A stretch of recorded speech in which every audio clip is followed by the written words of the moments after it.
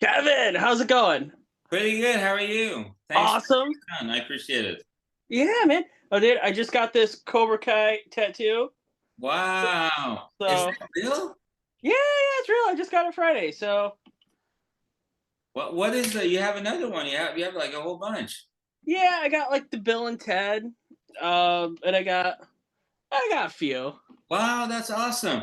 I But actually got my first tattoo. My daughter wanted to get a tattoo, and I originally had planned to do something, and then I thought about it. I said, what has been the most influential thing in my life, which is karate. So I ended up getting a tattoo that says empty hand on it's empty hand that means karate basically. oh, dude, that's so cool, man. Yeah, yeah.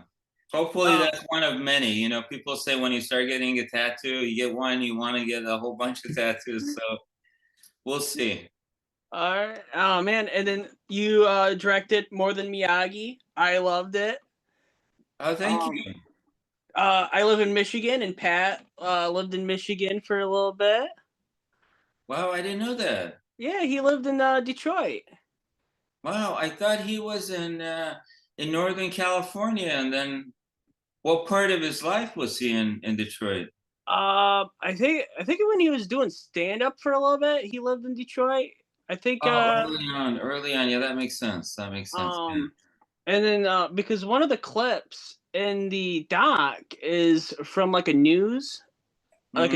a news interview, and it's like Right. Michigan. Wow, I didn't know that. I didn't know that. Yeah. Oh, that's cool. He's been all over the place. I mean, he's every time I talk to someone, they say, "Oh, we ran into him in a bar, or we ran into him in a restaurant and stuff like that." So everyone has like good things to say about him. I actually met him one time when I was like 14 years old. My instructor, Fumia Demura, he unfortunately he passed away, but they were really good friends. So I met him one time before he started doing Happy Days, like back in 1984 or something like that, a year before they were going to shoot karate. So he was coming into tournaments and looking at how a tournament is run. And I don't know, maybe he was looking for people or whatever it was. But, he was sitting right next to my karate instructor. So there was a chair that was open, and I just went and sat right next to him. I said, "Hey, Pat, how are you?" I was like a teenager. I was 12, 13 years old. And he said, for some reason, he really likes kids. So he just started talking to me like he knew me from somewhere, and just, he said, "Hey, how are you? How's your day?" and all that stuff. And then my brother had a camera and he took a snapshot. So that's like the only picture I have with Pat Morita. So just, it's weird because someone that you met so long ago, you end up, I never thought that back then I would be making a documentary about his life. But it's a strange world we live in. Oh yeah, no, I absolutely love the doc, but you didn't mention. I mean, I love the Karate Kid movies, but my second favorite thing that he did was the Jean Claude Van Damme movie, Desert Heat or Right, Inferno. right, right. Yeah, have you seen that one? I have seen that one. The reason I didn't include that movie in particular is because there were some issues with when they shot it, and I think when they finished it, someone wanted to edit. I can't really talk about it, or maybe it's out there. I don't know. But there were some issues after the film was done. I think in terms of like the final editing and all that stuff. I mean, Pat has done like 400 films. If I wanted to show all that stuff, it would have taken, and my original cut actually was 3 hours long, and I had covered a whole bunch of things. And then we had a screening in front of, I think, 150 people, and I gave them, some notes and stuff, that if they have any issues with any part of the film, to let me know. So a lot of people filled out, they ended up talking about the same problems and stuff like that. So I took those notes and I cut it down to half an hour, hour and a half. So Uh, yeah. yeah, no, it's Pat. He has some real funny lines in that movie. He has some great he has some pretty dirty lines actually. So that maybe that's why I like it, because it's just funny to see him, like seeing him in like the Karate Kid and seeing like his stand up and like Right. Right, right, him in some other movies where right, he, right. he kind of says some stuff that's like, oh, you don't expect. It's probably ad lib when when you write a script, knowing Pat's personality. It's like if he didn't like a certain line, he would just make up something. So I could see that a lot of the lines that he just basically created himself. So Oh, and you're a big Karate Kid fan. I know. I was gonna ask, are you a fan of the Karate Kid 3 soundtrack? I love the whole soundtrack. I like the first one, the second one, the third one. I was brought. I was a teenager when the first Karate Kid came out, and there's a theater close to where we were back then when it came out, and I remember it was the first time that I actually went to a movie theater, and the lines were wrapped around all the way, around the whole theater. And the funny thing is that I ran a film festival, Irvine Film Festival, in the same theater as the Karate Kid. And right before John Avildsen, the Karate Kid director, passed away, we gave him a Lifetime Achievement Award in the same theater. So for me, it was kind of a big deal, even though I didn't mention that to him. But yeah, he came, his son came. He actually recorded the whole thing that's on YouTube. You can find it on YouTube. If you search Irvine Film Festival John Avildsen, you can see it. Oh man, that's so cool. Yeah. Um, well, the Karate Kid 3 soundtrack, I like it because it has some hair metal on it. It has like Winger has a song on it. Mhm. Pretty Boy Floyd has a song on it.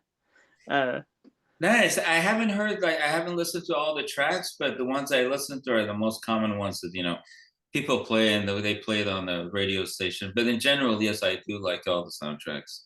yeah. It was kind of an expensive soundtrack. It's kind of hard to find one a Oh, little did bit. you just recently buy it? I bought it like years ago, but it was pretty pricey. I mean, as not like expensive, but compared to like other CDs. Right, right, right. It's all bit collectibles now. Anything from like the 80s and 90s, you got to pay major money for. My daughter asked me, said, "What's your favorite sitcom in the back in the day?" I said, I love Three's Companies. I used to watch the whole thing like over and over and over again. So she bought me a big, big like CD collection of it, and I think she spent like $150 on it. So yeah, everything that has to do with that time era, they just charge a lot of money. But Yeah, and talk to me about Kai Hards, man. I'm excited. You got an Indiegogo. What do you call it? I did one of the perks, I guess. Is that what you would yes, call it? yes, it's called the perks. It's basically crowdfunding that it helps the filmmakers to, because we already spend a lot of our own money, and we were at a point that we need some help from the fans and stuff like that. And in return, we can give them like either a credit on the film, they can become associate producer, executive producer, or thank you, and stuff like that. And so it's going to be running for about a month. So we're hoping that we can get to our fundraising goal, because we plan on going to Oregon. There's a convention going on in New Jersey.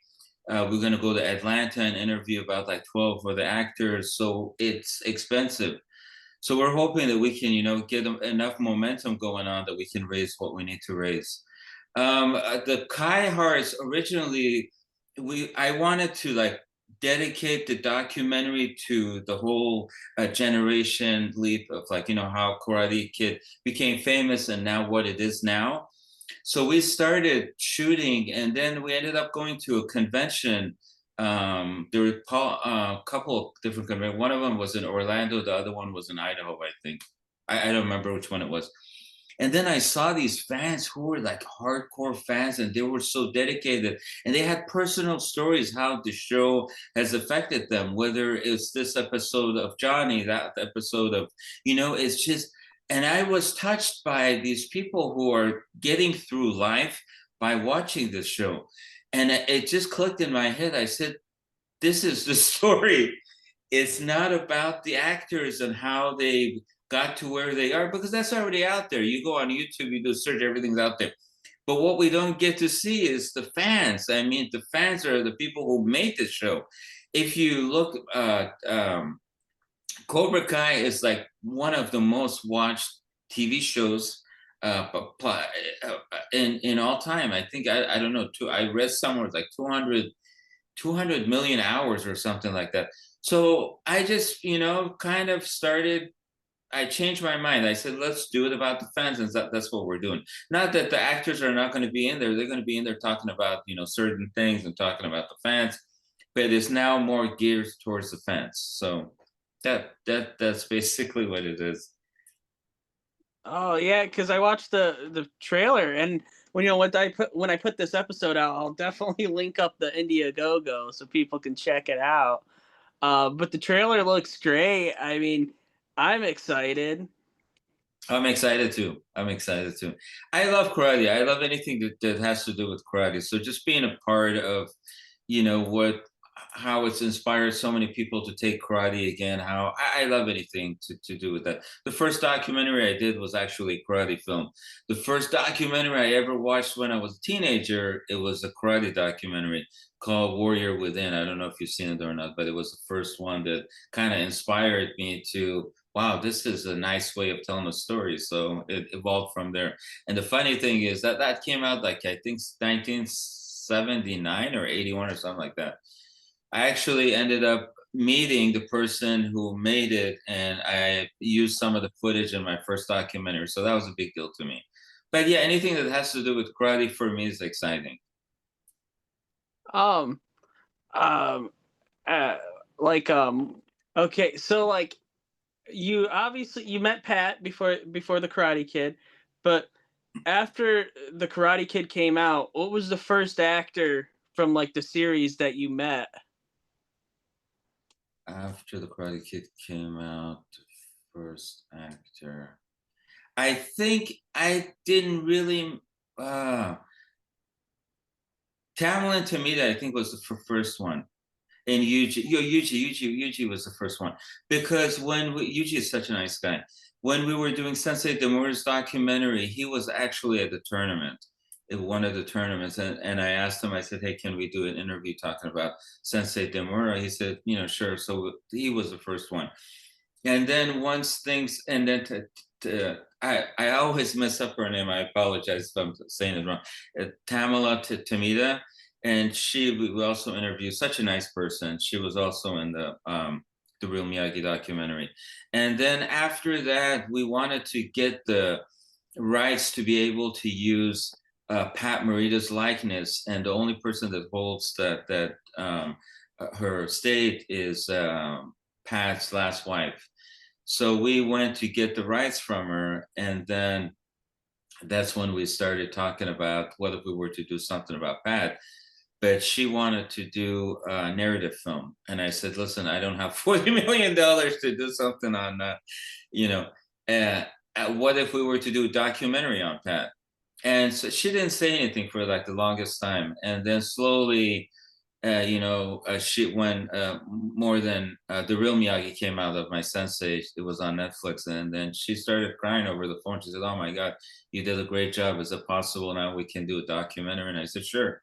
It was, for me, it was like, I documentaries are all passion projects. You do it on subjects that you love, whether it's going to make money or it doesn't make money. You're doing it for yourself. Like for me, at the end of the night when I'm tired, I'm done working. I sit in front of a TV and I search all these titles, and like my thing comes up, and I go, and I start watching it.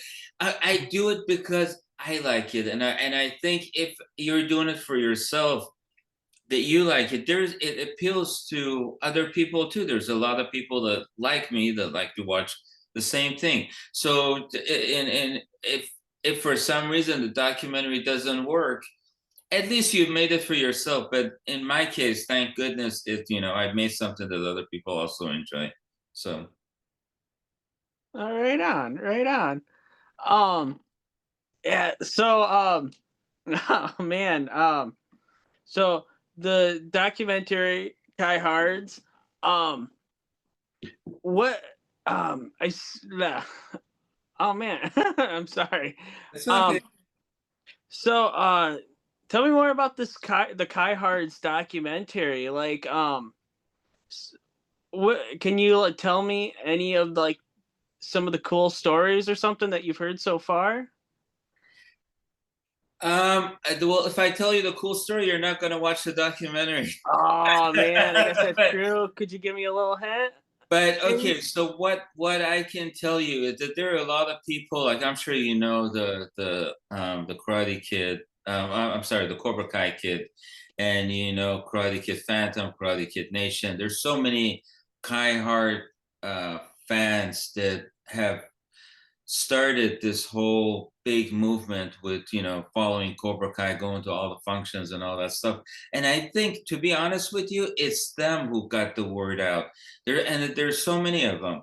So in my documentary, I've decided that I want to follow 4 or 5 of these people who are hardcore and how they got started, why they get started. I'm sure they all have really nice backstories, which I was just talking to one yesterday that he told me some very interesting stories. I said, I've been following this and I didn't know this. So if I don't know this, a lot of fans are going to appreciate what they're going to hear. And, he has footage of all these interviews and stuff like that. So I think my story is going to be through their eyes and how they got started and where they came to be in conjunction with, interviewing majority of the actors or whoever wants to get involved. So far, it seems like we're getting a lot of people who want to get involved. And that's great. That's great. And we're trying to keep the legacy alive and see where it goes from there. Oh, right on, right on. Um, and William Zabka, is Mm-hmm. you gonna be in there? I think I see. Right now, they're promoting the last season of their Cobra Kai. So is Ralph. Ralph is also doing, he has so many different projects going on. So eventually, I'm hoping they all know about it. It's just, eventually, I'm hoping that, we're going to have a good sit down and talk about all this stuff. But I'm hoping everyone's going to be in there. Yes. Awesome, awesome, man. What about D. Snyder? Who's that? From Twisted Sister, remember? He Oh, wa- he was in the oh yeah, yeah, wheelchair. yeah. That's right. That's right. I forgot. Sorry, sorry. Yeah. My memory is really short. There's like so many things going on in my head Uh, that I mean, I'm a heavy metal fan, so I mean, when I see D. I Snyder, I was like, I've yeah. never thought about that, but we can hit him up. We can hit him up. I mean, if you go on IMDb, everyone's information is on there, all the agents and stuff like that. So we can hit him up and ask him. Sure. I got the beer koozie that Johnny Lawrence had. Oh yeah. I got it like up on the wall. I bought it on like a prop site, Mm. so I got like his beer koozie. It's Well, that's cool. That's cool. the American flag one. There are so many people in Cobra Kai. They try to bring everyone back. There's so many people that I don't know if we're gonna have the budget to go and interview. There's like hundreds and hundreds of people. So we just have to start with the hardcore fans and kind of move backwards and see how we could like mesh the whole story together. But yeah, I would love to interview as many people as possible. We're Yeah. getting with there was this one woman that hit me up and she showed me her collection of and she has like 4 rooms dedicated to all sorts of different pictures and stuff like that. There was someone that we went to one convention that was in another state, and then we went to Orlando and we saw the same guy having like a batch of pictures. And I asked him, dude, we just saw you like a couple months ago. He said, this is basically what I enjoy. This is my life. I go around and I follow them and, I have them sign personal stuff. And he just has a huge collection on his wall. He enjoys that. There's nothing wrong with that. I remember I did that when I was in my 20s with different shows. I was really like a fan of Scarface. I have like a collection of Scarface stuff. So I get it. I get it. So, I like to follow them and find out what it is that motivates them to do this kind of stuff. I think that's more interesting to me. Have you ever seen a movie called Shoot Fighter? Is that from the 80s? No, it came out in the '90s. William Zabka is in it with Martin Cove. Oh no, no, I haven't. I haven't seen Oh, no, I just say because I went to a convention and I had him sign my VHS tape of it. Wow. Yeah, I used to check it out. It's like a I'll kind of check it like out. a I'll write it down. I'll check it out. Shoot Fighter. yeah, William Zabka. It's like almost like a sequel to the Karate Kid, I guess. If you change the name, Oh. if his name was Johnny Lawrence, it would have been a sequel.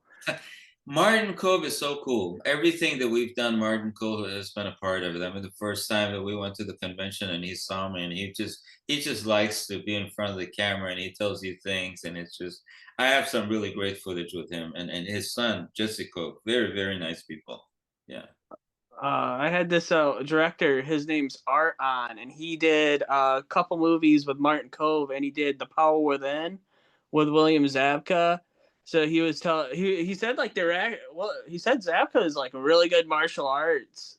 Like he did most of his he like almost did like his own like fight choreography in it and stuff. So When he started Cobra Kai series, I think he was already a green belt from what I get, because I remember I saw a picture of him was wearing a green belt, and he came to one of Sensei Demura's tournaments too. But from what I hear when I was interviewing like Tanner and Mary, it seems like they have all started taking martial arts. I think there are even some of them are even at the black belt level. But obviously, when you're in martial arts, you know immediately who knows and who doesn't know. Like Brandon obviously is really good. The girl that does, I forget her name. She was really good. Sensei. I'm so bad with names, but yeah, you can. There's a lot of good people, and I'm glad that they're taking on. They finally even Ralph. I heard he's a black belt now. So, or he's testing for a black belt, or he's getting his black belt. Because I saw him doing the kata Saint Shin. It's like a really popular kata that runs within all the branches of like Shotokan, Shito Ryu, and all these.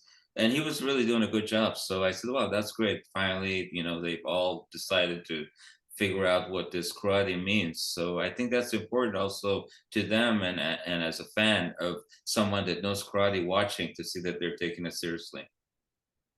yeah, yeah, and um, I'm also I always wondered this if Cobra Kai has increased the sales of Coors Banquet beer. Yeah. Probably has. I don't know. I don't drink beer, but I think one thing that it did is made more people aware of karate, and dojos are a little bit more crowded than they used to be. That's for Yeah. It's probably influenced people to do more karate and have Coors Banquet. yeah, probably. And I don't know how long that's going to last, but that's a good thing if you can boost any kind of business. I remember my sensei Demur was telling me when the Karate Kid came out that the first week there was a line all the way down to the street, people waiting to. But the bad thing is that it's not a bad thing. It's just people who get into karate, they think that this is like an overnight thing. It's not an over. You got to dedicate your entire life. Like if for me, I started when I was 10 years old. Like right now, if someone were to just attack me, subliminally, my hands go up and I block whether I want to or not. So it has to get to that point. It can't be something that you're thinking about. Oh, okay, he's getting ready to do what? Oh, he's punching me. Oh, now I gotta wax on or wax, whatever it is. But no, it has to be subconscious that you just automatically do it. You duck, you block, and you hit. So it's that kind of thing. Oh, and the Karate Kid that's coming back to theaters. It is. I'm interested to see how they connected the whole thing. The Um, yeah, not the new one, not the new one, but the original the one. old one, yes. They always do that. Sony always does that. Like when something new comes out, they bring back the thing, put it in the theater, get people all excited to go see the new one. Like even Oh, on the platforms that happens. Like you'll see it on Netflix. 100%, they'll bring it back again on Netflix, so people watch it and then they go watch the main thing because they want to gear it towards people that are 20 years old because that's where the market is. People from like 15 to 25, and those people haven't seen Karate Kid. There's a lot of people who haven't seen it, so if they see that, they go, "Wow, this is great." Where does it end? Oh, okay, it's showing next week. Blah blah blah. Yeah, let's go see it. So it's all a marketing thing. yeah, because I know people like like I'll wear like the Cobra Kai like headband like to martial arts class, and there are Mhm. people that love it, but like never seen the Karate Kid. Like they love Cobra Kai, watch all Right. the seasons, and never seen the Karate Kid. True, true, true. Yeah, I was actually speaking to someone right before I called you, and he was saying, when I started out, he's 20, 21. He said, "Oh, I've never saw Karate Kid. I started watching Cobra Kai," which it makes sense. Like, if your father wasn't into it, or if your older brother wasn't into it, you're never gonna be. How would you know? You would know you're watching. You know, so. But I think they've started out blending both of the things together, making it for older generation and younger generation so they can watch it together. But it eventually started escalating to, like, younger audience. But the first season, I really love the first season and what they did. All right, man. Well, I don't want to take up too much of your Thank time. you. No, it's all good. It's all good. Well, thank you so much. I appreciate it, Jeff. Kai Hards, you got the Indiegogo. I'm gonna link that up. You got More Than Miyagi, which is awesome, doc. That's like that's on YouTube. That's you can Apple Plus, Amazon, it's everywhere. You do searches everywhere. and then The Real Mr. Miyagi.